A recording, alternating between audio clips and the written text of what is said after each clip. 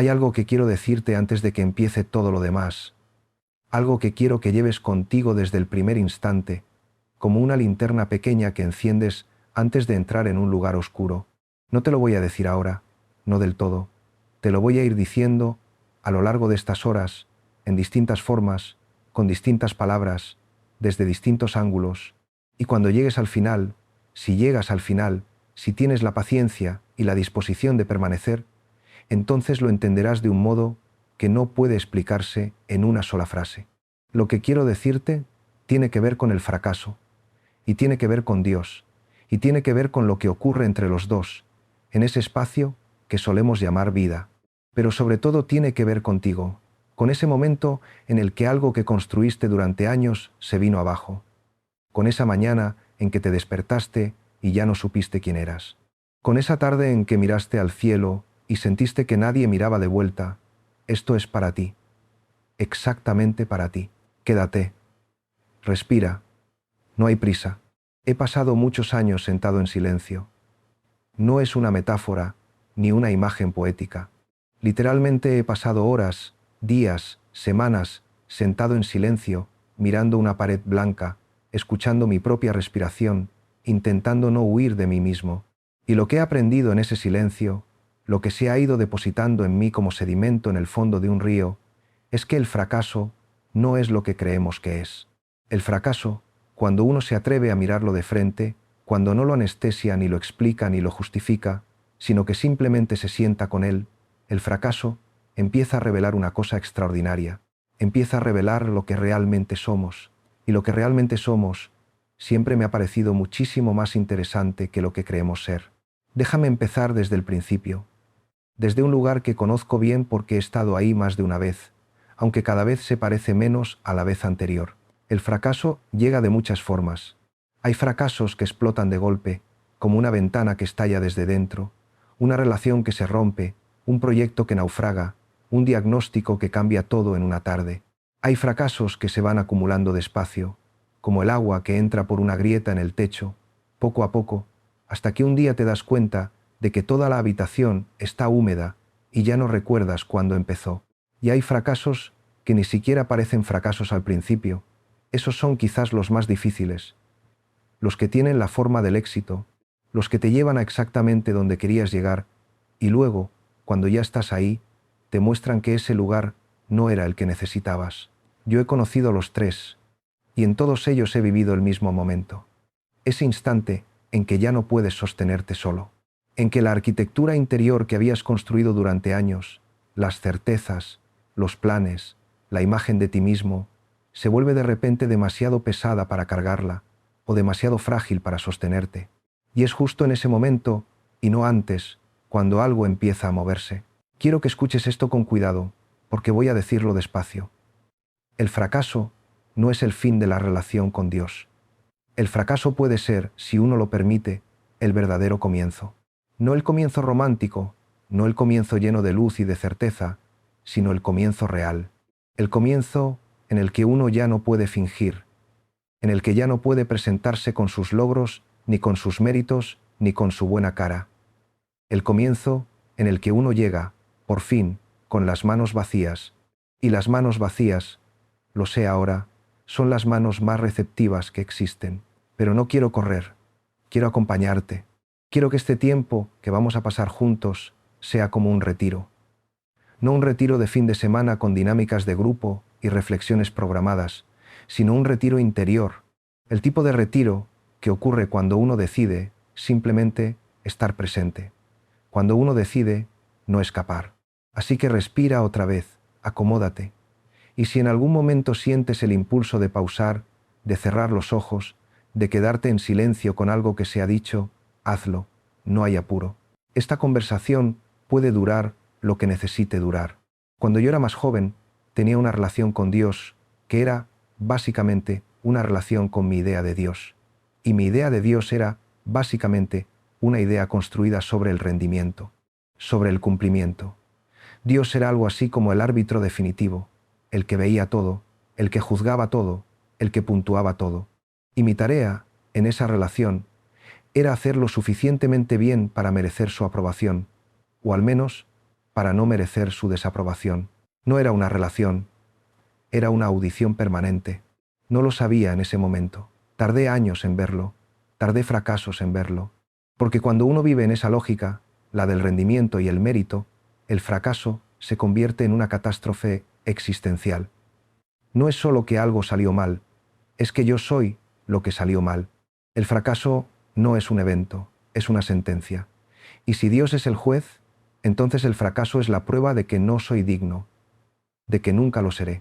Esa es la voz que muchos de nosotros llevamos dentro sin saberlo, esa voz que dice, has fallado, por lo tanto estás solo, por lo tanto Dios también te ha dado la espalda. Esa voz que convierte el fracaso en exilio. Pero hay otra voz, más quieta, más profunda, más verdadera. Esa voz dice, es aquí donde empieza todo. Y esa voz, he llegado a creer, es la voz de Dios. No la voz del juez. La voz del Padre, la voz del amigo, la voz de quien te conoce desde antes de que tú te conocieras a ti mismo y que te espera no cuando estás en tu mejor momento, sino exactamente cuando estás en el peor. Déjame contarte algo. No de una persona concreta, porque no quiero que esto suene a anécdota, sino de una experiencia que reconocerás porque es, en el fondo, universal. Hay un momento en la vida de casi todo ser humano en que aquello en lo que más había puesto de sí mismo se derrumba. Puede ser un matrimonio, puede ser una vocación, puede ser una amistad que creías para siempre, puede ser la imagen de sí mismo que uno había estado construyendo durante décadas. Y cuando eso se derrumba, hay una pregunta que surge del centro del pecho, no de la mente, sino del pecho, y esa pregunta es, ¿dónde estás? Dirigida a Dios, o al universo, o al silencio. Esa pregunta es siempre la misma, ¿dónde estás? Y la respuesta que más duele no es el silencio. La respuesta que más duele es la sospecha de que el silencio significa ausencia, que el silencio significa que nadie está ahí, que todo lo que creíamos sobre la presencia de Dios era una ilusión construida para consolarnos, y que ahora, en el momento de verdad, la ilusión se ha disuelto.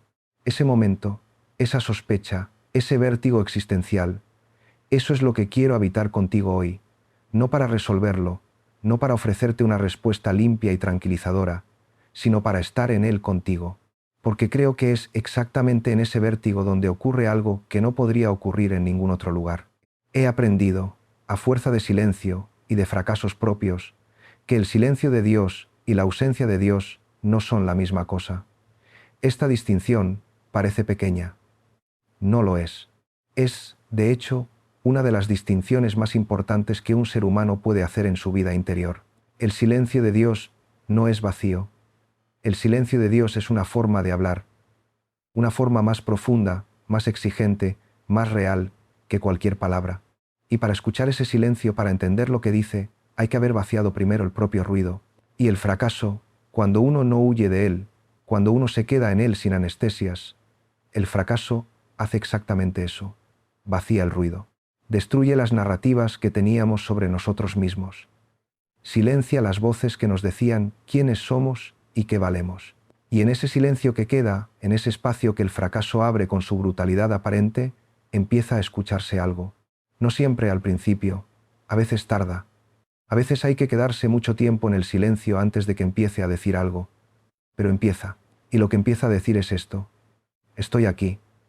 Siempre he estado aquí. No me fui cuando fracasaste, no me fui cuando dudaste, no me fui cuando pensaste que me habías perdido. Estoy aquí, en el fondo de todo, en el lugar que nadie puede destruirte. Quiero que nos detengamos un momento en el fracaso mismo, en su textura, en lo que hace con nosotros. Cuando fracasamos, lo primero que suele ocurrir es lo que yo llamo la tormenta de interpretaciones. La mente se lanza de inmediato a buscar explicaciones, culpables, soluciones. ¿Por qué pasó esto? ¿Qué hice mal?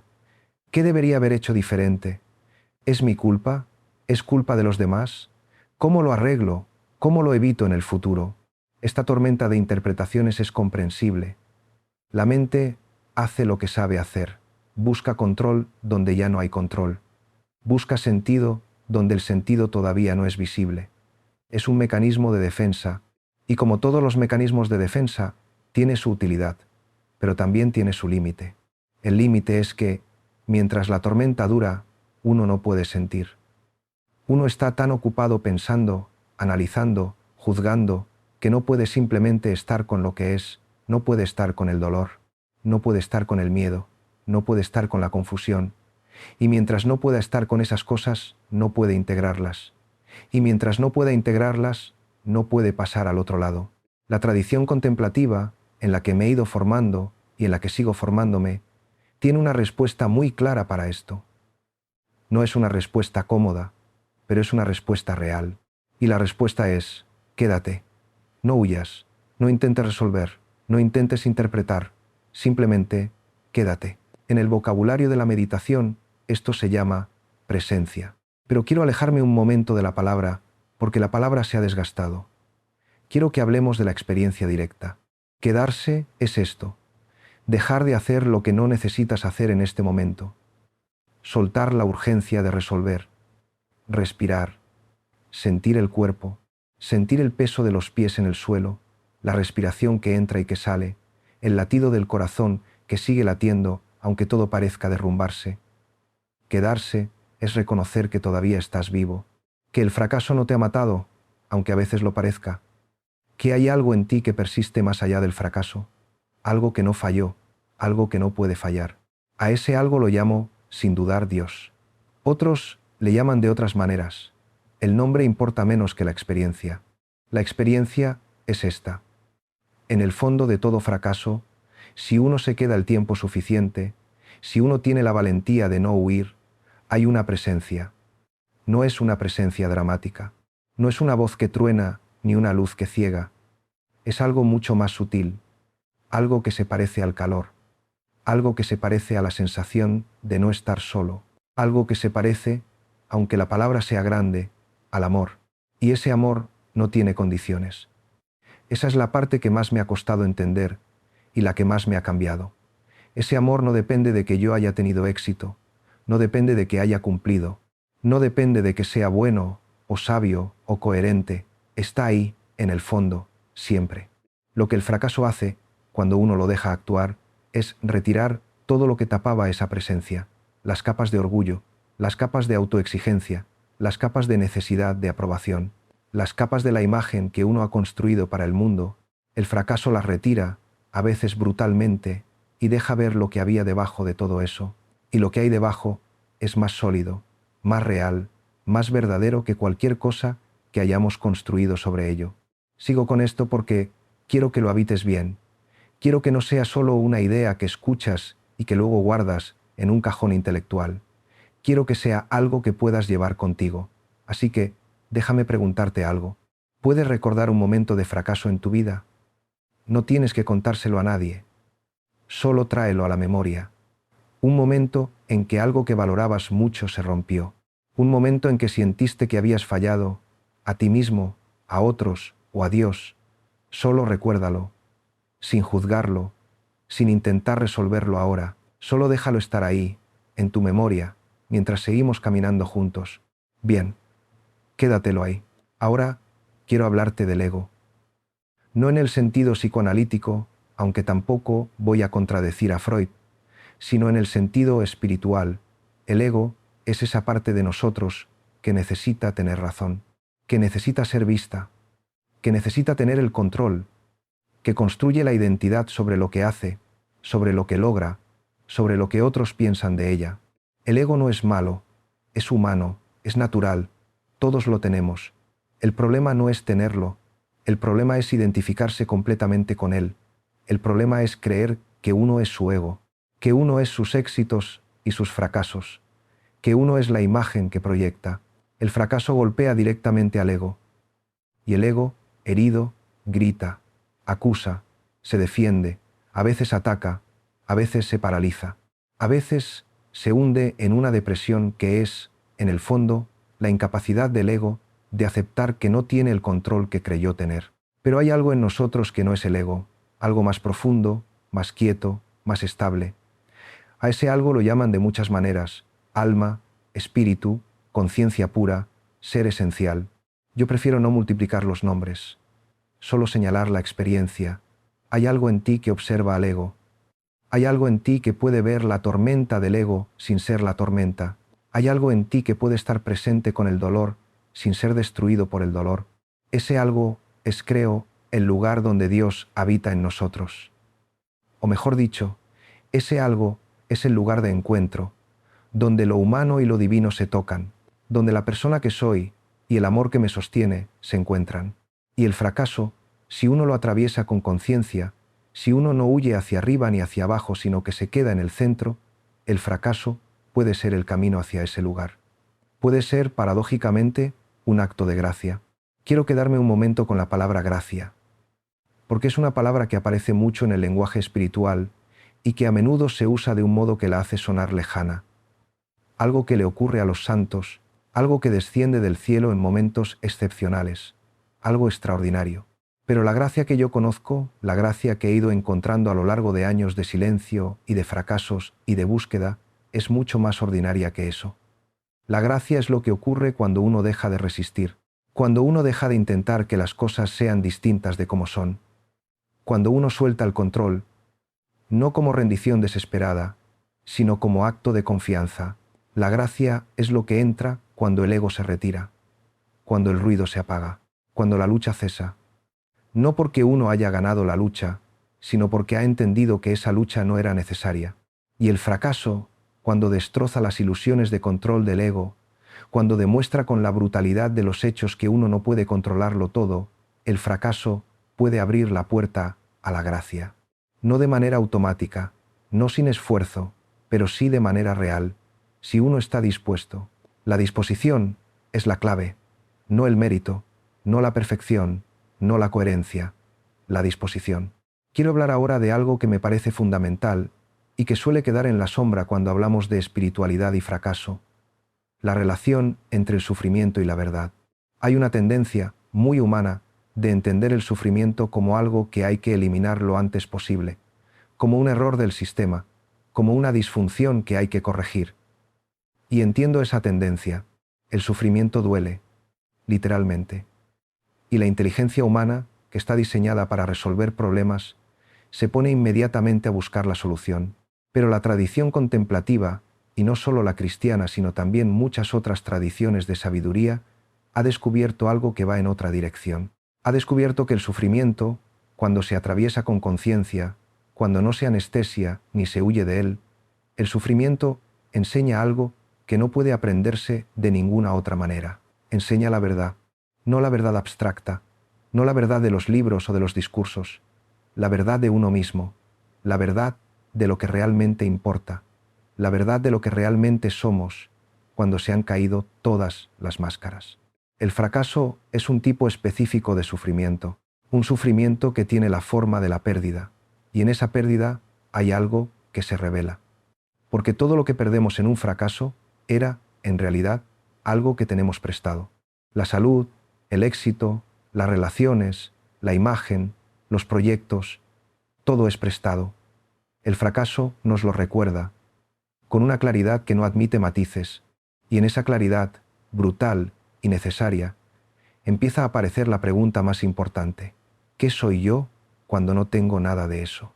Esa pregunta no es un interrogante desesperado, es una invitación a descubrir la parte de uno que no puede ser quitada, la parte que no depende de los logros, ni de los afectos, ni de la salud, ni de la aprobación, la parte que permanece cuando todo lo demás se va. En la tradición cristiana a la que pertenezco, aunque la habito con libertad y sin dogmatismo, a esa parte se le llama de muchas formas. Pero la más simple y la más profunda es esta: Hijo de Dios.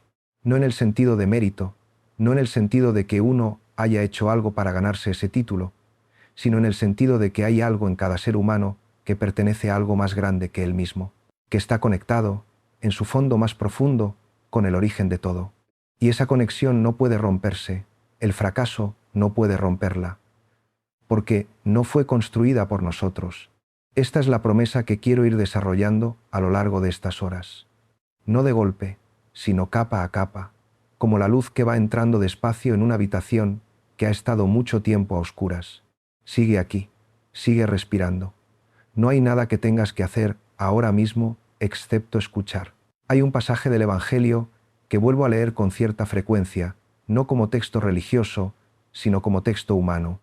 Es el pasaje del Hijo Pródigo. Y lo traigo aquí no para hacer exégesis bíblica, sino porque creo que es una de las descripciones más exactas que existen de lo que ocurre en la relación entre el fracaso y Dios. El hijo pide su herencia antes de tiempo, se va, lo gasta todo, fracasa, se queda solo, hambriento, humillado. Y entonces, en ese punto más bajo, ocurre algo que el texto describe con una precisión extraordinaria. Dice, entró en sí mismo, entró en sí mismo. Esas palabras, en la versión original, tienen una resonancia que no suelo ver comentada. Entrar en sí mismo no es lo mismo que pensar en sí mismo. No es lo mismo que analizarse. Es algo diferente. Es volver al centro, es ir hacia adentro, es descubrir, en el fondo del fracaso y de la humillación, un espacio interior que no ha sido destruido. Y desde ese espacio, el hijo toma la decisión de volver, no desde el orgullo, no desde la voluntad de recuperar lo que perdió, desde la humildad, desde el reconocimiento de que solo en el Padre hay algo que él necesita y que no puede darse a sí mismo, y el Padre corre a su encuentro, no espera, no juzga, no pone condiciones, corre. Esa imagen del Padre que corre es, para mí, la imagen más verdadera de Dios que conozco, no el Dios que espera en su trono a que merezcamos su presencia, sino el Dios que sale corriendo cuando ve que volvemos, que no puede esperar, que ya ha estado esperando demasiado, pero hay que volver. Hay que entrar en sí mismo primero. Hay que hacer ese movimiento interior que el fracaso, cuando uno no huye de él, cuando uno se queda con él el tiempo suficiente, ese movimiento que el fracaso puede provocar. Entrar en sí mismo. Eso es lo que estamos haciendo ahora, juntos, en este tiempo que compartimos. Quiero hablar ahora de la oración. No de la oración como conjunto de palabras dirigidas a Dios, sino de la oración como actitud, como forma de estar, como disposición interior. Durante mucho tiempo, mi oración fue una lista de peticiones. Dios, ayúdame con esto. Dios, arregla aquello. Dios, haz que esto salga bien. Era una oración transaccional, útil en cierta medida, porque al menos mantenía el hábito de mirar hacia arriba, de reconocer que hay algo más grande que uno mismo, pero limitada, muy limitada. La oración que fui descubriendo a través del silencio es diferente. Es, en su forma más simple, presencia, estar delante de Dios sin agenda, sin lista de peticiones, sin ninguna otra intención que la de estar. Como cuando estás con alguien a quien quieres mucho y no necesitas hablar ni hacer nada, solo estar juntos es suficiente. Esa forma de oración es la que más transforma. No porque sea más eficaz en conseguir lo que uno pide, sino porque cambia lo que uno desea. Porque en el silencio de esa presencia, uno va descubriendo que lo que realmente necesita no es lo que creía necesitar, y que lo que Dios quiere dar no es lo que uno estaba pidiendo, sino algo más profundo y más real. Y el fracaso, de nuevo, puede ser una puerta hacia esta oración, porque cuando uno ha agotado sus propias palabras, cuando las peticiones ya no salen porque uno ya no sabe qué pedir, cuando la mente se queda en blanco delante de Dios, eso puede ser el comienzo de la oración verdadera. El silencio delante de Dios no es vacío, es densísimo. Es el lugar donde todo puede ocurrir. Hay algo en el fracaso que tiene que ver con la vergüenza, con la sensación de haberse expuesto, de haber sido visto en la peor versión de uno mismo, de haber defraudado. La vergüenza es una emoción particularmente difícil de habitar porque tiende a encerrarse sobre sí misma. El miedo te impulsa a huir. La tristeza te invita a llorar. La rabia te impulsa a moverse. Pero la vergüenza tiende a paralizarte, a empujarte hacia adentro de un modo que no es la interioridad que buscamos, sino la contracción, el encogimiento. Y la vergüenza tiene una relación particular con Dios, porque si uno lleva dentro la imagen de un Dios que juzga, la vergüenza se convierte en prueba de que uno es indigno, y si uno es indigno, ¿cómo va a presentarse delante de Dios? ¿Cómo va a atreverse a orar, a buscar, a volver? Esta es una de las trampas más crueles que conozco, y es la trampa que más gente me ha detenido en el camino espiritual, la creencia de que hay que estar en buen estado para presentarse delante de Dios. La creencia de que la oración es para cuando uno está bien, no para cuando uno está roto. Pero toda la tradición contemplativa y toda mi experiencia personal grita exactamente lo contrario. La oración es para cuando uno está roto. La búsqueda de Dios es más genuina desde el fracaso que desde el éxito, porque desde el éxito uno puede todavía confiar en sí mismo, puede todavía creer que no necesita nada más. Desde el fracaso, la necesidad es real, la búsqueda es real, la apertura es real. En el camino espiritual hay algo que los maestros contemplativos llaman, con distintos nombres, la noche oscura. No es depresión, aunque puede parecerse. No es pérdida de fe, aunque puede sentirse así. Es un periodo en el que todas las consolaciones espirituales desaparecen, en que Dios, que antes parecía cercano y luminoso, se vuelve de repente silencioso e invisible, en que la oración parece rebotar en el techo, en que la fe parece una construcción sin fundamento, y la tentación en ese periodo es pensar que algo ha ido mal, que uno ha perdido algo que tenía, que el camino se ha cerrado. Pero los maestros que han pasado por esa noche y que han tenido la valentía de quedarse en ella en lugar de huir, dicen algo sorprendente. Dicen que la noche oscura no es el final del camino espiritual, es la purificación del camino. Es el momento en que Dios trabaja de un modo que no puede trabajar cuando uno está cómodo y consolado.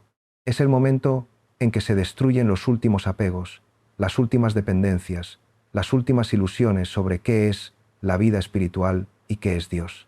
Y al otro lado de la noche hay una luz diferente a la que había antes, más suave, más sólida, más real, una luz que no depende de los estados emocionales ni de las consolaciones, una luz que está ahí aunque uno no la sienta, una luz que es fe pura, sin el apoyo de ninguna experiencia gratificante.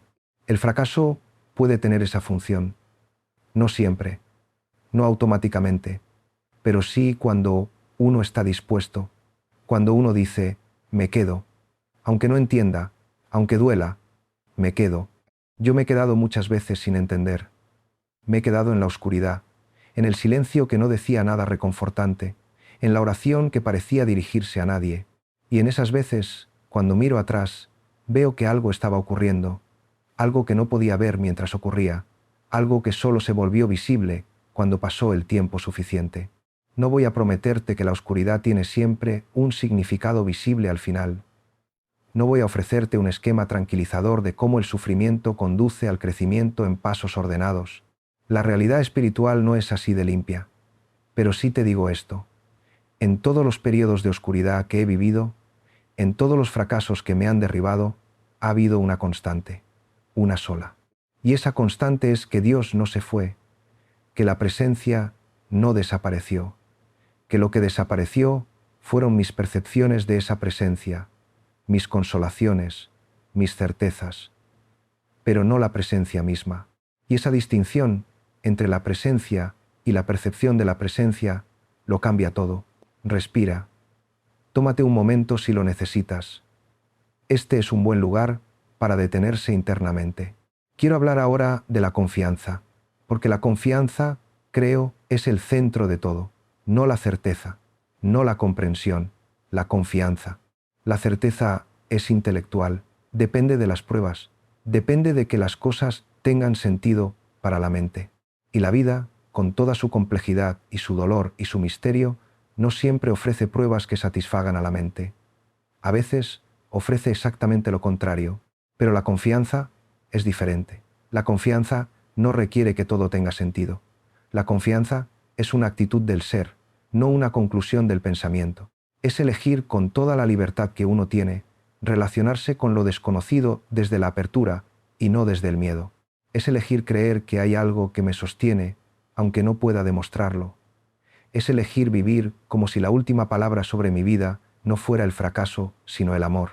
Esa elección no es fácil, especialmente después de un fracaso, especialmente cuando el dolor es reciente y las heridas están abiertas.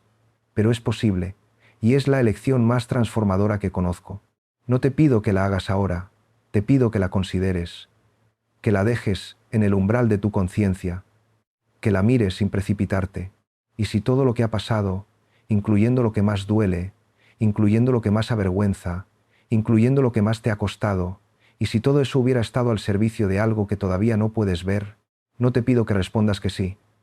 Te pido que dejes la pregunta abierta, que no la cierres con un no automático nacido del dolor, que dejes que la pregunta respire. La apertura es ya, en sí misma, el primer movimiento de la confianza. Hay algo en el lenguaje espiritual que a veces me preocupa y quiero nombrarlo directamente porque creo que es importante. Es la tendencia a espiritualizar el fracaso de un modo que termina negándolo, a decir, esto fue un regalo, o todo pasa por algo, o ya verás cómo esto te lleva a algo mejor. Esas frases, aunque no sean falsas del todo, pueden convertirse en una forma de escapar del dolor real, en una forma de no tomarse en serio el sufrimiento propio y ajeno. No quiero hacer eso.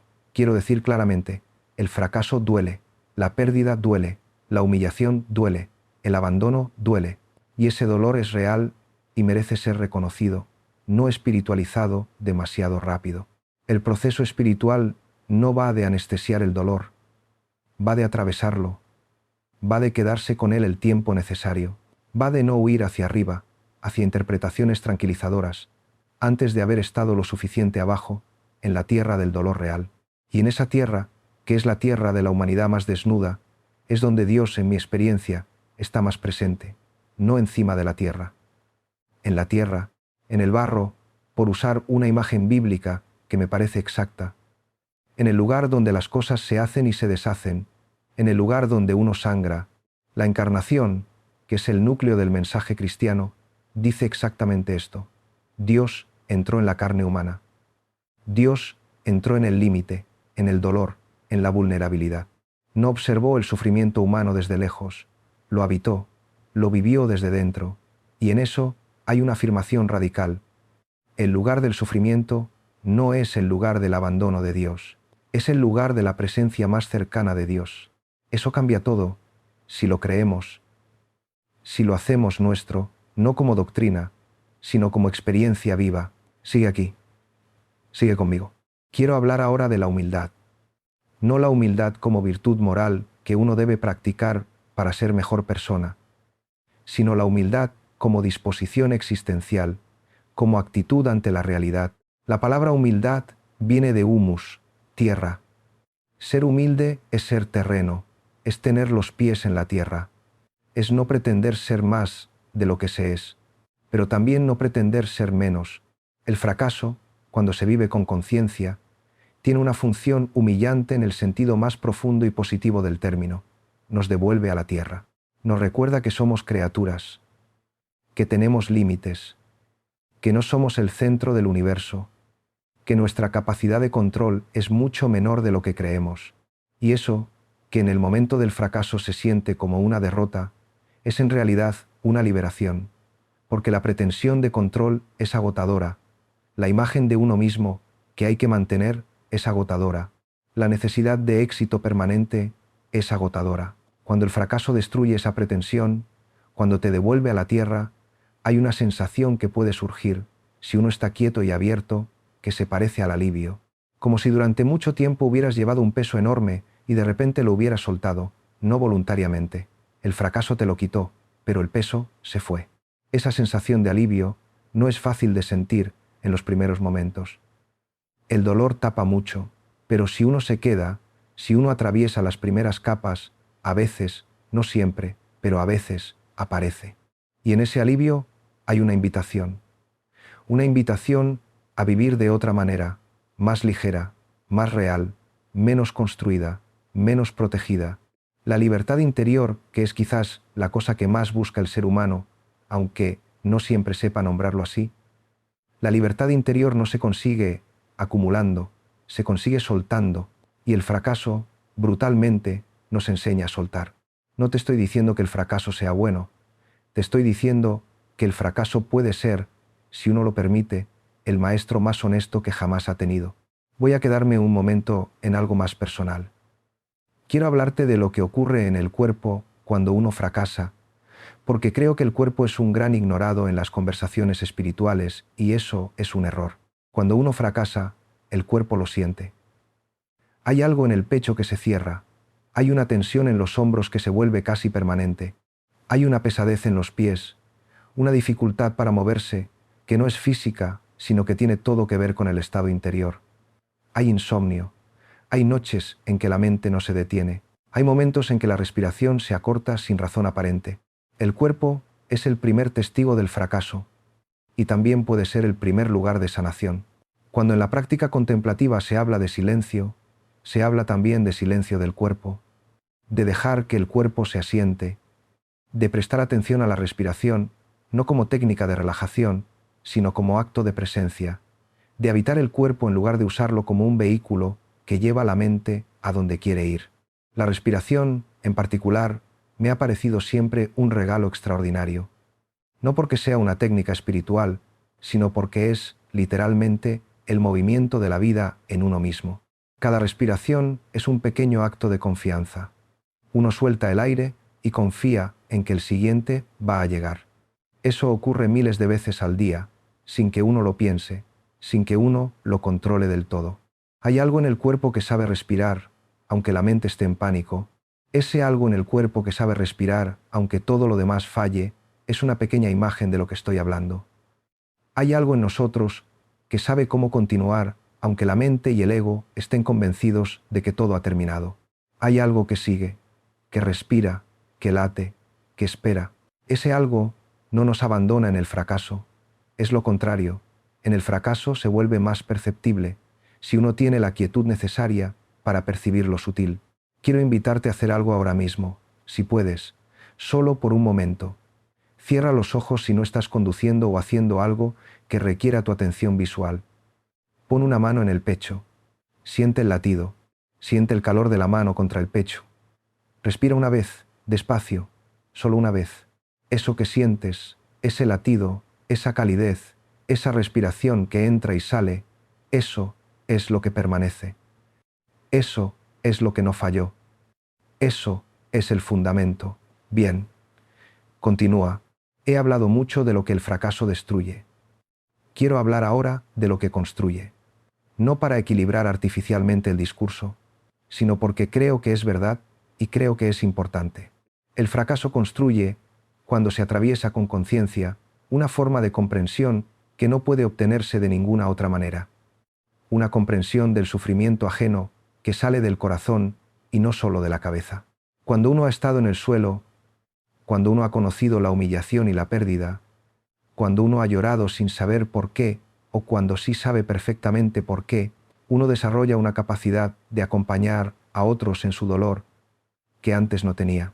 Nos volvemos más compasivos, no porque lo hayamos decidido, sino porque el fracaso nos ha abierto, porque nos ha roto de una manera que permite que la luz del otro entre, porque ya no podemos pretender que sabemos cómo debe ser la vida de los demás cuando la nuestra se ha desmoronado de maneras que no esperábamos.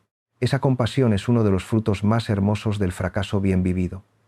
Y es, dicho sea de paso, una de las cosas más cercanas a Dios que conozco. Porque si hay algo que todas las tradiciones espirituales coinciden en atribuir a lo divino, es la compasión, la capacidad de estar con el que sufre, la capacidad de no juzgar desde arriba sino de acompañar desde dentro. Cuando el fracaso nos hace más compasivos, nos hace, en algún sentido, más parecidos a Dios, no más santos, no más perfectos, más parecidos, más capaces de la actitud fundamental que define lo divino tal como yo lo entiendo, el amor que no juzga sino que acompaña.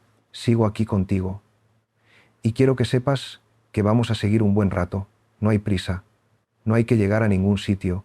El lugar en el que estamos ahora mismo, esta escucha, esta presencia compartida, este río de palabras y de silencios entre ellas, esto ya es el camino.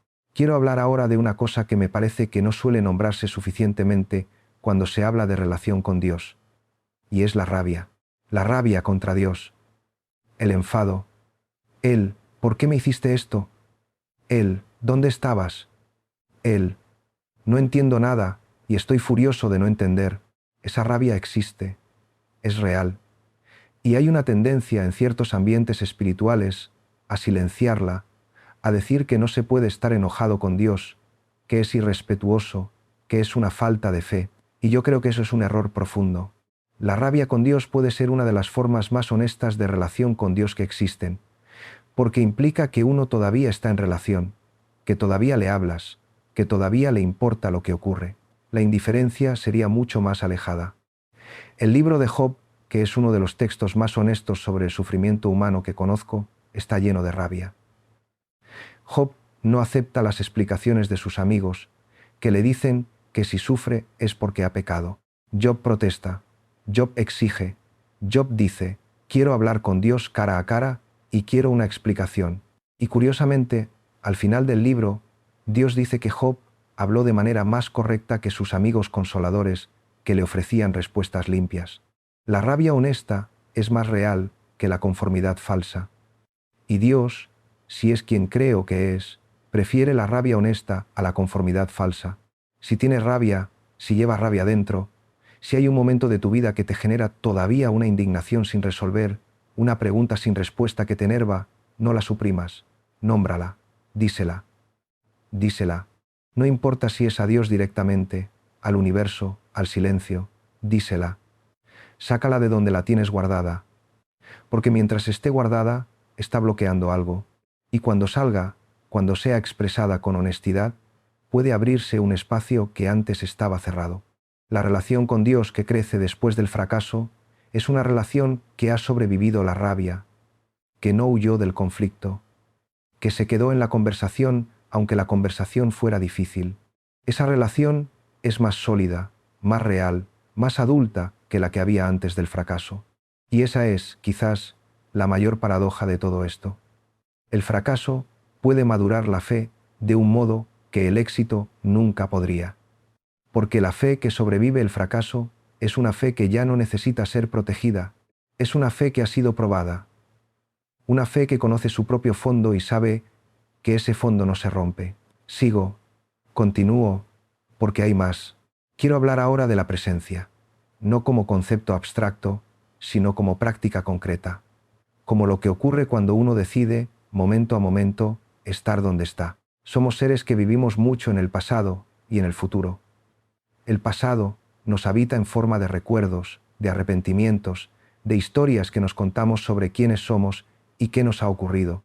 El futuro nos habita en forma de preocupaciones, de planes, de expectativas, de miedos, y entre el pasado y el futuro, el presente queda a veces como un corredor estrecho que se atraviesa rápidamente de camino de un lado al otro.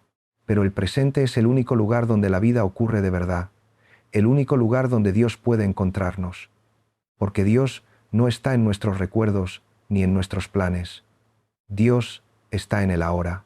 Esa es una frase que se ha repetido mucho en los últimos años, a veces de maneras que la han vaciado de contenido, pero sigue siendo verdad, profundamente verdad. El fracaso tiene una característica particular que es relevante aquí. Tiende a anclarnos al pasado. El momento del fracaso, el error, la pérdida, la humillación, se convierte en un punto al que la mente vuelve una y otra vez, como si al revisitar ese punto pudiera cambiarlo, como si al analizarlo suficientemente pudiera deshacerlo. Y esa revisita compulsiva al momento del fracaso es una forma de no estar en el presente, es una forma de estar atrapado. La liberación de esa trampa no es el olvido. No se trata de olvidar lo que ocurrió, se trata de soltarlo como punto de retorno compulsivo, de integrarlo en la historia de uno mismo sin que sea el único capítulo que importa, de reconocerlo como parte del camino sin que sea el destino. Y esa integración no se hace desde la mente, se hace desde la presencia. Se hace estando en el presente, en este momento, en este cuerpo, en esta respiración, y reconociendo que desde aquí el pasado tiene un tamaño diferente, más pequeño, más manejable, más simplemente pasado. La práctica de la presencia, que es en esencia la práctica de la meditación, de la oración contemplativa, del silencio cultivado, es la herramienta más directa que conozco para hacer ese movimiento. No porque sea magia, sino porque trabaja exactamente donde el problema está, en la relación de uno con su propio flujo mental, en la capacidad de observar los pensamientos sin ser arrastrado por ellos, en la capacidad de estar con lo que es sin necesitar que sea diferente. Esa capacidad no se desarrolla de un día para otro, requiere tiempo, requiere práctica, requiere paciencia con uno mismo, mucha paciencia, porque la mente, al principio, no quiere quedarse quieta. Salta del pasado al futuro, del fracaso a la preocupación, de la culpa al miedo, y uno, sentado en silencio, la observa saltar y la trae de vuelta, una y otra vez, sin juzgarse por lo que salta, sin añadir vergüenza al movimiento natural de la mente.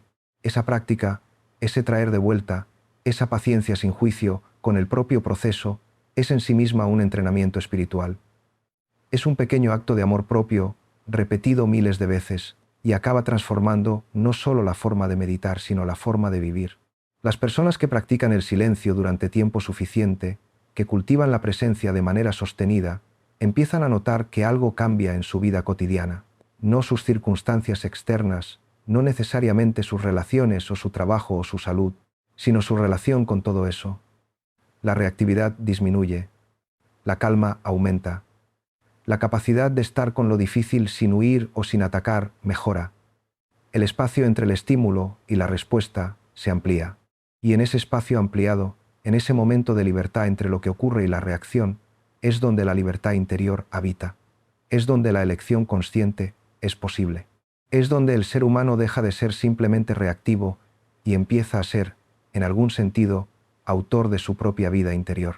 Eso es lo que el silencio construye, despacio, sin drama, pero con una solidez que sorprende cuando uno lo mira en perspectiva. Y en esa solidez, el fracaso ya no es lo que era.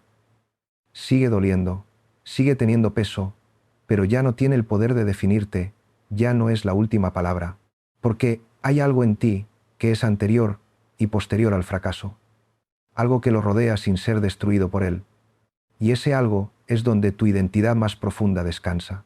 Quiero hacer una pausa ahora en el ritmo de este texto para pedirte algo. Solo un momento. ¿Puedes soltar por unos segundos la necesidad de entender todo lo que se está diciendo? ¿Puedes dejar que las palabras pasen como el agua pasa, sin intentar atrapar cada una? ¿Puedes escuchar este texto no con la mente que analiza, sino con algo más profundo, algo que siente la resonancia de lo que se dice, aunque no lo comprenda todo? Ese modo de escuchar, ese modo de recibir, es en sí mismo contemplativo, es en sí mismo una forma de presencia. Bien, continuamos. Quiero hablar ahora de la soledad. No de la soledad como carencia, sino de la soledad como espacio, como lugar donde ciertas cosas solo pueden ocurrir si uno está solo. En el fracaso hay una soledad particular, una soledad que puede sentirse aunque estés rodeado de personas. Una soledad que viene de que, en el fondo del fracaso, nadie más puede hacer el camino por ti. Nadie más puede sentir lo que sientes. Nadie más puede tener exactamente la misma relación con lo que ha ocurrido que tú. Esa soledad radical, esa soledad del ser humano ante su propia existencia, no es curable por las relaciones. No porque las relaciones no importen, sino porque esa soledad no es un problema que las relaciones puedan resolver. Esa soledad es el punto de encuentro con Dios. Es el lugar donde la relación vertical, la relación entre el ser humano y lo que le trasciende, ocurre sin intermediarios. Donde uno está solo con lo más profundo de sí mismo y en ese fondo descubre que no está solo. Los grandes contemplativos han insistido siempre en esto. La soledad exterior, la que se cultiva en el retiro y en el silencio, es una escuela para la soledad interior, la que permite estar solo sin sentirse abandonado, la que permite estar con Dios sin necesitar que Dios se exprese de una manera determinada o llegue en el momento que uno decide. El fracaso nos pone en esa soledad muchas veces sin que lo hayamos elegido, y esa soledad impuesta, esa soledad que duele, puede ser el comienzo de la soledad elegida, de la soledad que se cultiva, de la soledad que se convierte en práctica espiritual. No te digo que vayas a un monasterio. Te digo que encuentres en tu vida cotidiana, en tus días normales, con sus obligaciones y sus relaciones y sus quehaceres, momentos de soledad interior, momentos en que te retires de la superficie de ti mismo hacia el fondo, aunque sean 5 minutos, aunque sea en el coche antes de entrar en casa, aunque sea en la ducha por la mañana. Esos momentos de retiro interior son el cimiento de una relación con Dios que no depende de las circunstancias. Y una relación con Dios que no depende de las circunstancias Es exactamente lo que necesitamos cuando las circunstancias se vuelven adversas, cuando el fracaso llega, cuando la vida no sale como planeamos. Quiero volver ahora al tema del perdón, porque en la relación con el fracaso, el perdón juega un papel que no puede ignorarse. Hay el perdón a uno mismo, el reconocimiento de que uno hizo lo que pudo con lo que tenía en el momento, el reconocimiento de que los errores cometidos no definen para siempre quién es uno, el reconocimiento de que la misericordia que uno pide a Dios también está disponible para uno mismo. Este es quizás el acto espiritual más difícil de todos. El perdón a los demás, aunque tampoco sea fácil, tiene una cierta lógica que la razón puede seguir. Fulanito me hizo daño, pero también tiene sus razones. También es humano, también es frágil, le perdono. Pero el perdón a uno mismo requiere algo más paradójico. Reconocer el error sin que ese reconocimiento se convierta en condena. Sostener la responsabilidad sin convertirla en castigo permanente. La tradición cristiana habla de la misericordia de Dios. Y esa misericordia, si uno la cree de verdad, si uno no la trata como una idea bonita, sino como una realidad operante en su vida, significa que el fracaso no tiene la última palabra. Que el error puede ser reconocido, lamentado, reparado en lo que sea reparable y luego perdonado. Que no hay nada en la historia de una persona que la excluya para siempre del amor. Esa creencia no es ingenua, no es una anestesia para la responsabilidad, es exactamente lo contrario. Cuando uno cree que el error puede ser perdonado, puede mirarlo de frente sin necesidad de negarlo ni de magnificarlo. Puede verlo con claridad, sin la distorsión del miedo a la condena permanente. Y verlo con claridad es el primer paso para aprender de él, para no repetirlo, para integrarlo como parte de la historia, sin que sea toda la historia. Sigo aquí, seguimos juntos en este camino. Hay algo que quiero decir sobre la fe que ha pasado por el fracaso versus la fe que no lo ha pasado. No es un juicio, es una observación. La fe que no ha sido probada puede ser muy sincera y muy real, pero tiene una fragilidad particular. Puede depender de que las cosas vayan bien. Puede depender de sentirse consolado y sostenido de maneras reconfortantes. Puede depender de que Dios responda de la manera que uno espera. Cuando las cosas van bien, esa fe funciona. Cuando el fracaso llega, cuando el silencio de Dios parece inmenso y la presencia se vuelve invisible, esa fe puede tambalear o romperse. Pero si uno se queda, si uno no huye del fracaso y tampoco huye de Dios en el fracaso, si uno tiene la valentía de permanecer en la oscuridad sin abandonar la búsqueda, algo ocurre. La fe no desaparece, se transforma, se purifica, se convierte en algo diferente, se convierte en fe desnuda, fe sin consolaciones, fe sin la garantía de sentirse bien, fe que no depende de los resultados, fe que es, en sí misma, la apuesta más libre que un ser humano puede hacer. Esa fe, la fe probada por el fracaso, es la más sólida que conozco, es la que puede sostenerse en los períodos más oscuros, no porque sea más segura desde el punto de vista intelectual, sino porque está hecha de algo diferente, está hecha de elección consciente, está hecha de la disposición a estar con lo no resuelto sin desesperarse, está hecha, en el fondo, de amor, porque la fe más profunda no es una creencia, es un amor a algo que uno no puede ver ni demostrar, pero que siente, en el fondo de los fondos, como la realidad más real de todas. Continúo despacio, porque quiero que este texto te acompañe durante mucho tiempo. Quiero que cada parte tenga su propio espacio, que no haya prisa. Déjame hablarte ahora de la oración en el fracaso. No de la oración en general, sino de cómo orar cuando uno está en el suelo, cuando las palabras de siempre ya no salen, cuando los rezos aprendidos de memoria suenan huecos, cuando no se sabe qué decir. En esos momentos, la oración más honesta que conozco es la que no tiene palabras, la que es simplemente un estar delante, un presentarse con todo lo que uno es, incluyendo lo que está roto, incluyendo lo que duele, incluyendo lo que no entiende, y decir, sin palabras pero con todo el ser, aquí estoy, esto soy, no tengo más. Esa es, creo, la oración más poderosa que existe, no por su contenido que es vacío, sino por su honestidad radical, por la disposición que expresa, por el gesto de rendición que no es derrota sino apertura. Y en esa apertura, en ese vaciamiento, algo puede entrar que no podría entrar mientras uno estaba lleno de sus propias palabras y sus propias ideas y sus propios planes. La tradición mística habla del vaciamiento como condición de la unión. El alma que se vacía de sí misma tiene espacio para Dios. El alma que está llena de sus propias construcciones no puede recibir nada que no haya construido ella misma. El fracaso vacía, brutalmente, dolorosamente, sin pedir permiso, pero vacía. Y ese vaciamiento, que duele, que humilla, que desorienta, es también, si uno lo mira con los ojos adecuados, un regalo, una preparación, una apertura que no podría hacerse de otra manera. No te digo que el fracaso sea bueno por eso. Te digo que en el fracaso hay una posibilidad que en el éxito no existe de la misma manera.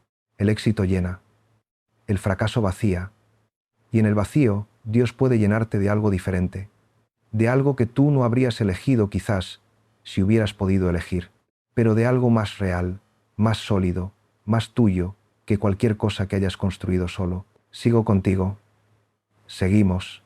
Quiero hablar ahora del tiempo, no del tiempo como medida de los relojes, sino del tiempo interior, del tiempo que necesita el alma para sanar, para integrar, para crecer. Vivimos en una cultura que tiene mucha prisa con el dolor, que quiere que el duelo dure lo menos posible, que quiere que uno se recupere rápido y vuelva a funcionar, que no tolera bien la lentitud del proceso interior. Pero el alma tiene su propio ritmo, y ese ritmo no se acelera sin coste. Cuando uno se precipita en la recuperación, cuando uno salta demasiado rápido de la caída al pie de página moral de todo, cuando uno pasa demasiado rápido por el dolor para llegar a la lección, algo se queda sin integrar, algo queda en suspensión. Y ese algo tiende a volver más tarde, en otras formas, en otras circunstancias, reclamando la atención que no se le dio. La vida espiritual requiere paciencia, requiere aceptar que hay procesos que no se aceleran, que hay transformaciones que necesitan el tiempo que necesitan, y no un segundo menos, que hay noches que hay que atravesar sin saber cuándo llega el amanecer. Esa paciencia con el propio proceso es, en sí misma, una forma de confianza, una forma de decirle a Dios, no voy a forzar este proceso, voy a dejar que ocurra en el tiempo que necesita. Confío en que el tiempo que necesita es exactamente el que tiene que ser. Esa confianza en el tiempo, esa disposición a no correr, es una de las cosas más difíciles que conozco en el camino espiritual. Y también una de las más liberadoras cuando uno empieza a practicarla. No hay nada malo en ti si todavía duele. No hay nada roto en ti si todavía no has llegado a ninguna epifanía. No hay nada que corregir si el proceso de integración está tardando más de lo que esperabas. El tiempo interior tiene sus propias leyes. Y respetar esas leyes es respetar la vida que hay en uno mismo. Sé paciente, no solo con el dolor, también con el proceso, también con la confusión, también con los días en que parece que no has avanzado nada y en que miras atrás y ves el mismo laberinto que antes. A veces el laberinto se recorre antes de salir de él, y el recorrido tiene su propio valor aunque en el momento no lo parezca. Sigo. Hay más que decir, y quiero decirlo todo. Hay una experiencia que conozco bien porque la he tenido varias veces, y que creo que tiene mucho que ver con la relación entre el fracaso y Dios. La experiencia de la gratitud inesperada. No me refiero a la gratitud voluntaria, esa que uno se impone como práctica de salud mental, que también tiene su valor, que no lo niego. Me refiero a esa gratitud que surge sola, en los momentos más inesperados, después de haber pasado por algo muy difícil. Una gratitud que no fue elegida sino encontrada. Una gratitud que llega un día, a veces meses o años, después del fracaso, y dice, todo aquello fue necesario, todo aquello, aunque duela recordarlo, fue el camino hacia aquí. Esa gratitud no niega el dolor. No dice que el fracaso estuvo bien. Dice que el fracaso formó parte de algo más grande, que hubo en él, aunque en el momento no fuera visible, algo que te llevó hacia lo que eres ahora. No te pido que sientas esa gratitud ahora, no se puede forzar, llegará o no llegará en su propio tiempo. Pero quiero que sepas que existe, que hay personas que han estado donde tú estás o has estado, en el fondo del fracaso, y que años después miraron hacia atrás y dijeron, gracias. No porque el fracaso fuera agradable, sino porque los llevó a un lugar donde, de otro modo, nunca habrían llegado. Esa posibilidad existe para ti también. Quiero hablar ahora de la comunidad, porque aunque la relación con Dios es íntima y personal e intransferible, no se vive en aislamiento, se vive en medio de otros, y los otros, cuando son los adecuados, pueden ser un apoyo extraordinario en el proceso de atravesar el fracaso. No me refiero a las personas que tienen respuestas para todo, las que saben exactamente qué le pasó a uno y por qué, y qué debería hacer ahora. Esas personas, aunque bien intencionadas, suelen estorbar más que ayudar. Me refiero a las personas que pueden estar en silencio contigo, que no necesitan resolver, que pueden sentarse al lado del fracaso sin huir de él, que pueden decir, no sé qué decirte, pero estoy aquí. Esas personas son raras y valen mucho. Y si tienes alguna en tu vida, cuídalas. Y si no las tienes, eso también es algo que puede desarrollarse. Puede empezar por ser tú esa persona para otros, por aprender a sentarse en el fracaso ajeno sin intentar resolverlo, por aprender a acompañar sin guiar, por aprender la diferencia entre presencia y consejo, esa capacidad de acompañar que el fracaso propio desarrolla cuando se integra bien es uno de los regalos más concretos y más útiles que conozco. Es espiritualidad encarnada, es Dios actuando a través de la presencia humana. Y eso nos trae de vuelta al centro de todo, la encarnación, la idea de que lo divino no opera solo desde las alturas, sino desde dentro de las relaciones humanas, desde dentro de la carne, desde dentro del tacto de una mano en el hombro, desde dentro de la mirada que no juzga, desde dentro del silencio compartido. Dios no solo está en los momentos de oración formal ni en las experiencias místicas extraordinarias.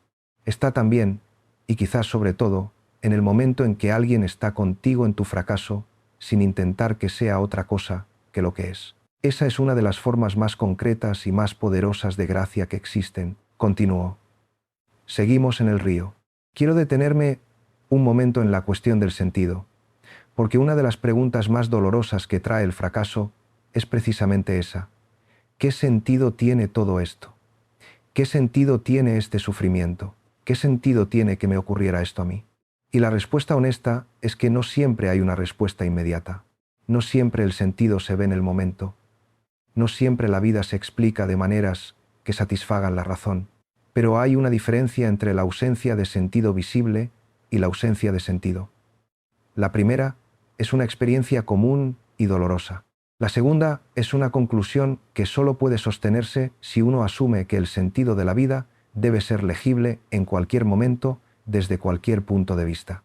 La tradición espiritual en la que me muevo dice que el sentido existe, pero que no siempre es visible desde dentro del proceso, que a veces hay que esperar a estar fuera de la tormenta para ver la forma que tenía la tormenta, que a veces hay que dejar que el tiempo trabaje antes de poder ver lo que estaba trabajando. Esa espera sin garantías, esa confianza en que el sentido está, aunque no lo vea todavía, es fe, en su forma más pura.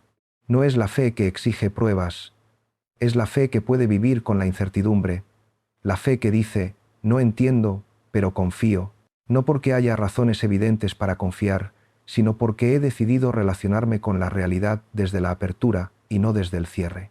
Esa decisión, renovada cada día, cada vez que el dolor regresa, cada vez que la duda asoma, esa decisión es el acto espiritual más maduro que conozco.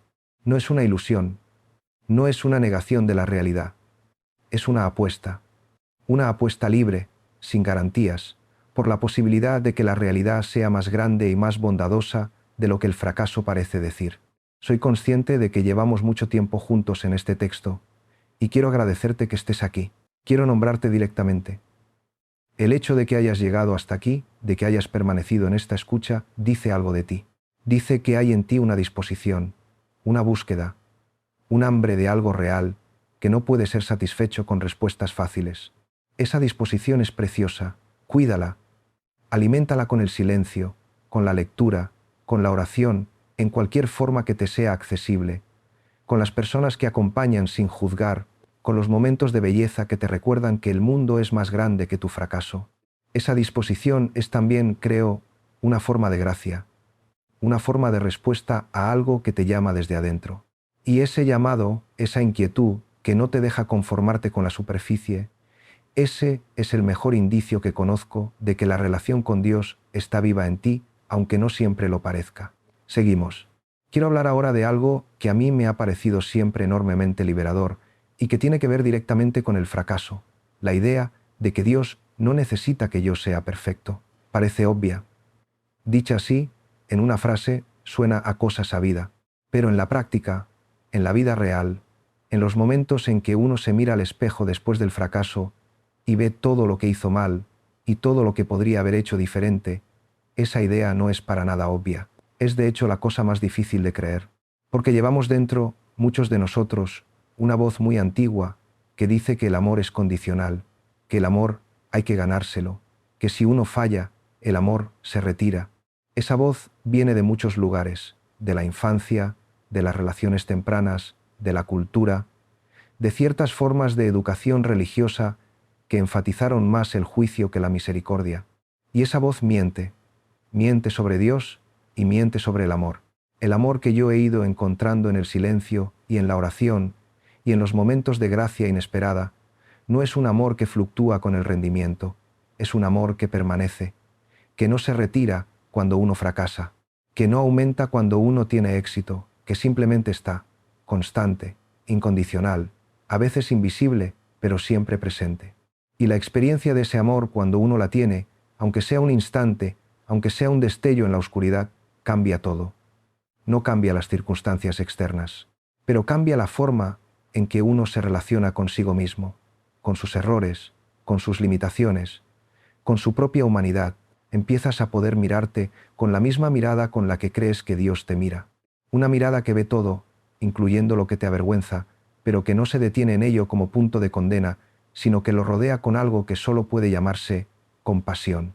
Y cuando uno empieza a mirarse así, empieza también a mirar a los demás así. Y el mundo cambia. No porque el mundo haya cambiado, sino porque la mirada ha cambiado. Esa es, en mi experiencia, una de las transformaciones más profundas que puede ocurrirle a un ser humano. Y puede ocurrirte a ti. Puede surgir, quizás, del lugar menos esperado, del fracaso que te parecía la peor cosa que podía ocurrirte. Sigo aquí, no me voy a ningún sitio, y tú tampoco, quedémonos un poco más. Quiero hablar del amor no como sentimiento, no como relación romántica, sino como fuerza fundamental, como la energía que sostiene la realidad. En la tradición mística cristiana, Dios es amor. No es que Dios ame, sino que Dios es amor, que la naturaleza misma de lo divino es amar, que todo lo que existe existe porque es amado, que el amor no es una propiedad de Dios, sino su esencia. Eso, si uno lo habita, si uno lo convierte no en doctrina sino en experiencia, tiene consecuencias enormes, porque significa que en el momento del fracaso, cuando uno siente que todo se ha roto, cuando uno siente que no vale nada, cuando uno siente que Dios se ha ido, lo que en realidad está ocurriendo es solo que la percepción se ha distorsionado. El amor sigue, el amor siempre sigue, porque el amor es lo que hay. Ahora bien, eso no quiere decir que la percepción distorsionada no duela. Duele muchísimo. La sensación de abandono, aunque sea subjetiva, es real en su impacto. Y hay que tomársela en serio. Hay que estar con ella, no negarla. Pero hay una diferencia entre estar con la sensación de abandono y creer que esa sensación corresponde a la realidad última. Hay una diferencia entre sentir que estás solo y estar solo. Esa diferencia, aunque en el momento del fracaso sea muy difícil de sostener, es el punto de apoyo de toda la fe. Lo que el silencio y la práctica contemplativa hacen, entre otras cosas, es entrenar la capacidad de mantener esa diferencia, de no confundir la experiencia subjetiva con la realidad objetiva, de poder decir, ahora no siento que Dios está aquí, pero eso no significa que Dios no esté aquí. Esa capacidad no es negación, no es optimismo forzado, es sabiduría. Es el fruto de años de práctica y de fracasos integrados y de noches atravesadas y de silencios sostenidos. No llega de golpe, pero llega. Quiero volver ahora a algo que mencioné antes y quiero profundizarlo: la relación entre el fracaso y la identidad. Mucho de lo que llamamos identidad es en realidad construcción social, lo que hacemos, lo que logramos, los roles que ocupamos: padre, madre, profesional, artista, líder, creyente. Esos roles nos dan una imagen de nosotros mismos que es útil para movernos en el mundo, pero que tiene una debilidad fundamental. Depende de que esos roles se mantengan estables. Cuando el fracaso llega y uno de esos roles se desmorona, o cuando el fracaso golpea el núcleo de la imagen que uno tiene de sí mismo, la crisis de identidad es inevitable. ¿Quién soy yo ahora que esto ya no funciona? ¿Quién soy yo ahora que he fallado en aquello que me definía? Esa crisis es dolorosa, pero también es, si uno la atraviesa con conciencia, una oportunidad de descubrir algo más fundamental, de descubrir que la identidad más profunda no está en los roles, ni en los logros, ni en la imagen. Está en algo que no puede fracasar porque no depende de nada que pueda quitarse. Esa identidad más profunda es lo que la tradición espiritual llama el ser. El ser no como concepto filosófico, sino como experiencia directa. El hecho de que uno existe, el hecho de que hay algo en mí que es anterior a todos mis roles y que permanece después de que todos los roles se van, en ese ser, en ese fondo de existencia pura, es donde Dios habita, no en los logros, no en la imagen, en el ser. Y ese ser, ese fondo, no puede fracasar, porque no hace nada, solo es, solo existe, con una dignidad que no necesita ser ganada porque no puede ser perdida. Esa es la identidad que el fracaso puede revelarte, no la construida, la esencial, no la que depende de lo que haces, la que está ahí antes de que hagas nada. Cuando uno la descubre, cuando uno toca ese fondo aunque sea un momento, el fracaso pierde mucho de su poder aterrador. No desaparece el dolor, pero cambia la perspectiva, porque ya no estás mirando el fracaso desde dentro del fracaso. Lo estás mirando desde un lugar que el fracaso no puede alcanzar. Ese lugar es tu hogar, el hogar más verdadero que tienes, el único que nadie puede quitarte. Sigo, continúo, porque todavía hay mucho por decir y quiero decirlo todo. Hay un aspecto del fracaso que me parece particularmente relevante en el contexto de la vida espiritual.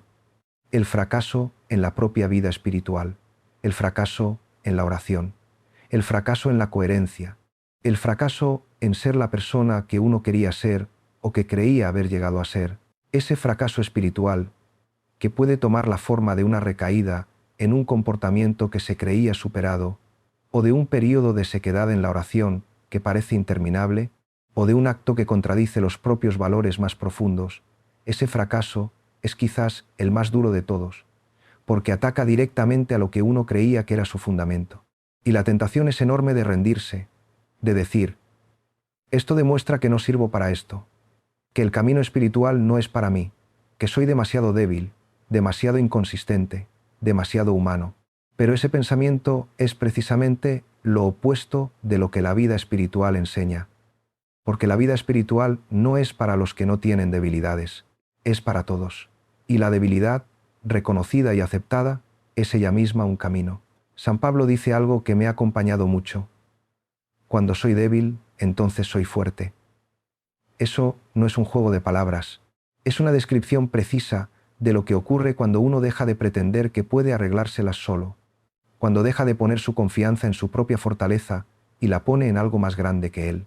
La debilidad reconocida no es el fin del camino espiritual, es la puerta de entrada al camino espiritual real, al camino que no se basa en la ilusión de la perfección propia, sino en la confianza en la misericordia de otro. Esa confianza no es pasividad, no es rendirse, es confiar en que hay algo que puede hacer lo que uno no puede hacer solo. Y esa confianza activa algo en uno mismo que la voluntad sola nunca activaría. Sigo aquí contigo. Seguimos juntos en este largo camino. Quiero hablar ahora de la belleza. Sé que puede parecer un salto pasar del fracaso a la belleza, pero no es un salto, es un camino natural. La belleza, en sus formas más simples: la luz de la mañana, el sonido de la lluvia, el silencio de un bosque, el rostro de alguien amado, la música que de repente te llega al centro del pecho. La belleza tiene la capacidad de interrumpir el ciclo de los pensamientos y traer a uno al presente de un modo que muy pocas otras cosas logran. La belleza dice, aquí, ahora, esto, detente, y en ese detente hay una pequeña apertura. Un pequeño momento en que el ego afloja su control, en que la narrativa del fracaso se interrumpe, en que algo más grande que la historia de nuestras dificultades se hace visible. No te digo que la belleza cure el fracaso, no lo cura, pero puede ser un respiro, un momento de gracia gratuita, un recordatorio de que el mundo es más grande que nuestro dolor, que hay algo que sigue siendo bello, aunque todo lo demás parezca roto. Y esos momentos de belleza, cuando uno los recibe con gratitud, cuando no los toma como distracciones sino como invitaciones, pueden ser pequeñas ventanas hacia la presencia de Dios, porque la belleza no es neutra, la belleza habla. Dice algo sobre la naturaleza de la realidad que no puede decirse de ninguna otra manera. Dice que hay bondad en el origen de las cosas, que hay generosidad en la base de la existencia, que sea, lo que sostiene el mundo, sostiene también la capacidad del mundo de ser hermoso. Y eso, que no es un argumento filosófico sino una experiencia directa, puede ser un apoyo real en los periodos de oscuridad. Busca la belleza, no con ansiedad, no como proyecto, con apertura. Deja que te encuentre, deja que interrumpa tu historia cuando quiera. Y cuando aparezca, párate. Solo un momento. Recíbela.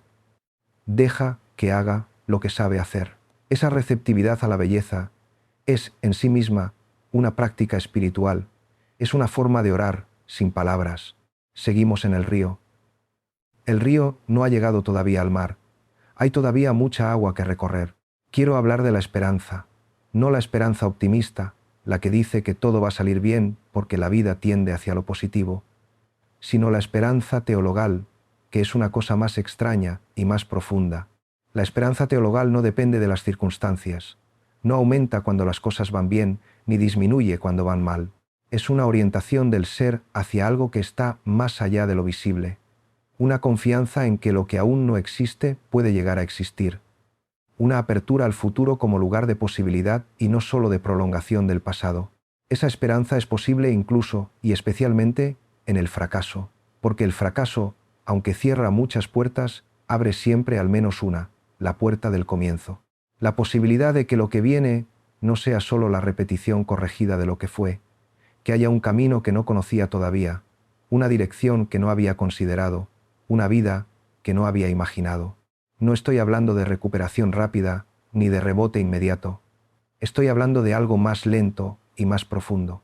La esperanza que nace del fracaso bien integrado no es prisa por el futuro, es confianza en que el futuro existe, que no se ha cerrado, que hay todavía territorio por recorrer. Y en ese territorio hay encuentros posibles, con Dios, con uno mismo, con otros, con aspectos de la vida que todavía no se han vivido.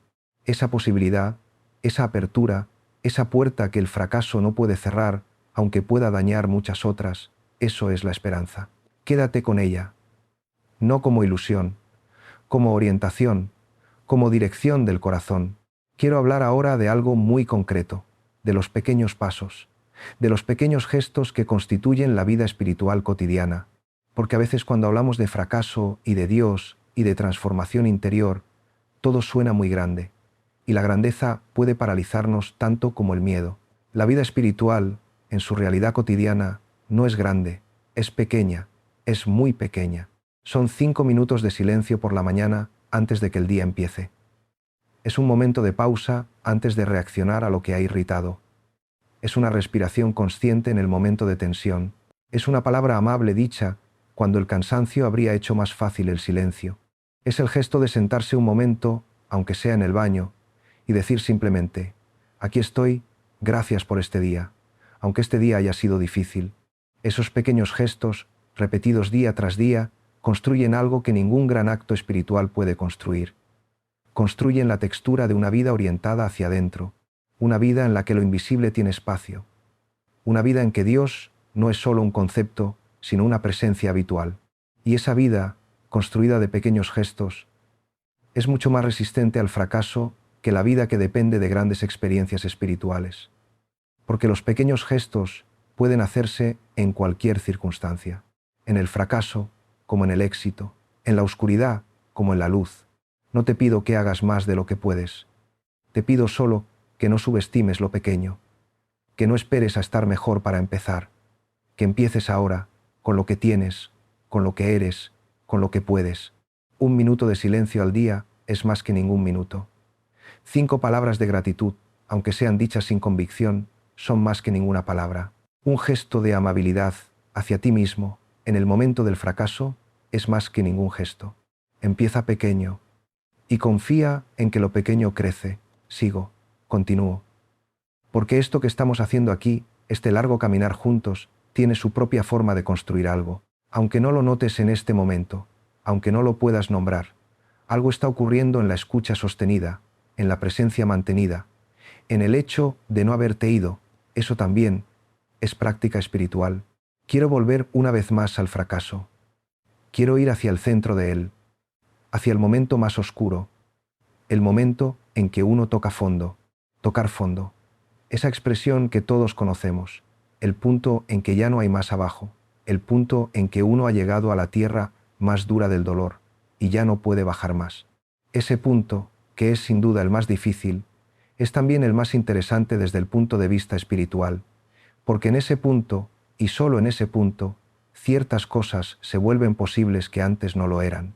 En ese punto, el ego ha soltado, porque no le queda otra.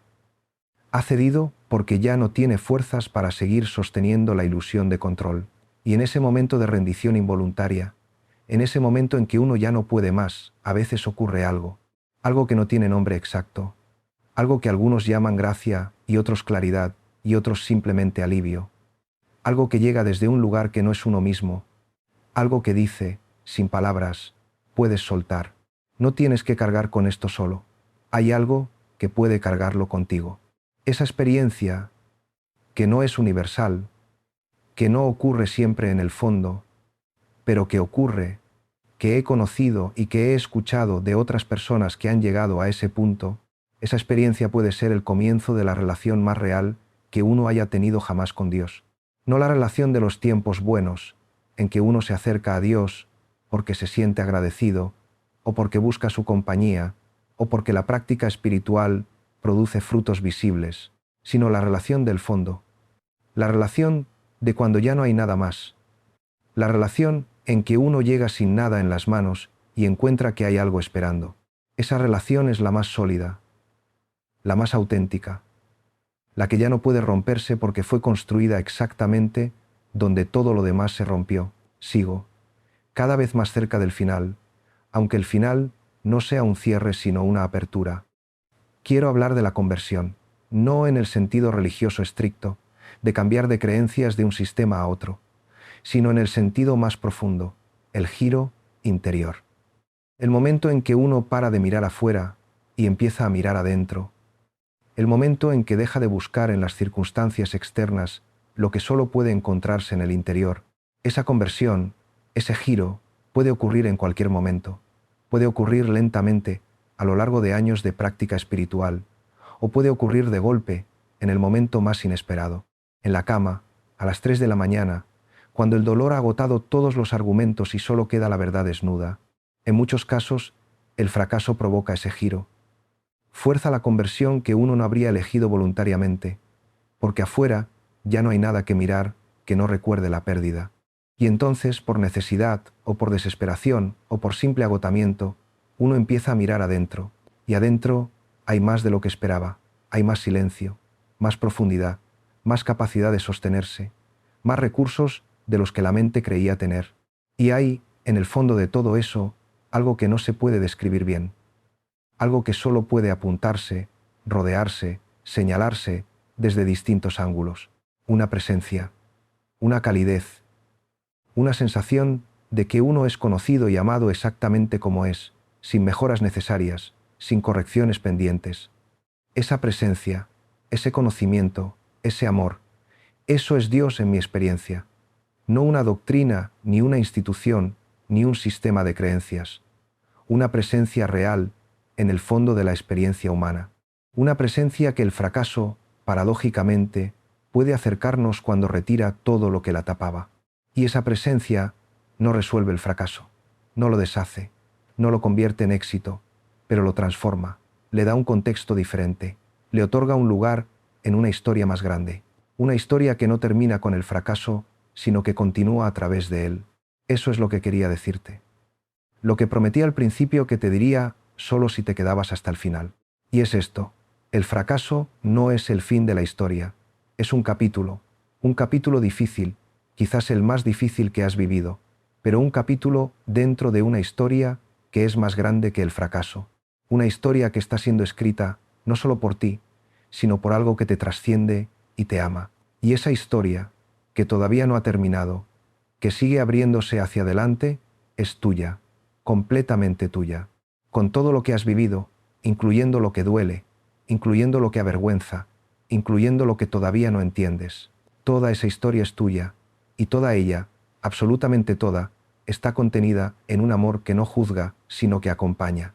Ese es el secreto que quería compartir contigo, no un secreto esotérico ni técnico, un secreto simple, enorme, que cambia todo cuando uno lo habita de verdad. En el fracaso, Dios está más cerca que nunca, no a pesar del fracaso, sino a través de él. Permite que eso se asiente, no lo analices todavía, déjalo estar, respira. Quiero cerrar este largo camino que hemos hecho juntos, aunque cerrar no es la palabra exacta. Quiero dejar este espacio abierto. Quiero que cuando termines de escuchar o de leer, no sientas que hemos llegado a una conclusión, sino que hemos llegado a un umbral desde el que puedes mirar hacia adentro con más calma, desde el que puedes sentarte en silencio sin tanto miedo a lo que puedes encontrar, desde el que puedes orar, aunque no sepas bien cómo, con la confianza de que hay alguien al otro lado del silencio.